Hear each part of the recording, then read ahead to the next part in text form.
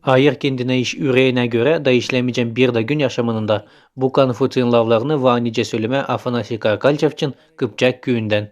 65'de askerciliği başardığının Rusya'da o geldi geri Moldova'ya. 66'da o girdi işleme kolhoza. Nerede çalıştı 50 yıl.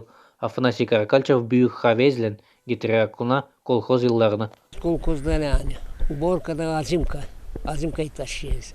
Sonra çekerlerdi Papşoy, Semiçka. Orada işledik.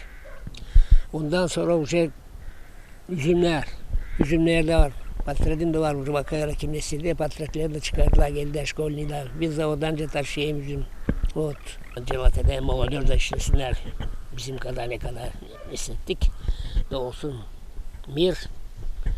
Nazemle öyle dua edeyim. Hepsicine. Здоровье.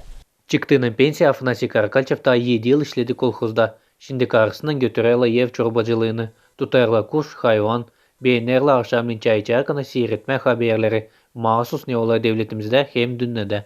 Sevinmeyerler açan kalkay bağlar, sevinirler açan havasla da var nice olacak toplama isla bereket. Değilse devde ama kolhozda da. O büyük bir iş insanlara, angları çalışır çiftçi kurumunda, tek Moldova'nın kolhozunda. Onlar hani yaptılar, onlar doğru yaptılar, Sokrat ettiler.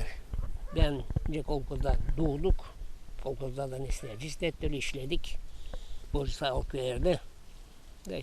Kimden Cevatede Moğollar da işlesinler. Bizim kadar ne kadar hissettik. De olsun. Mir.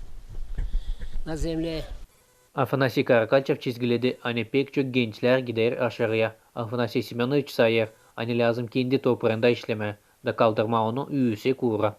Oleg Dologla, Leonid Afanus, GRT Haberler.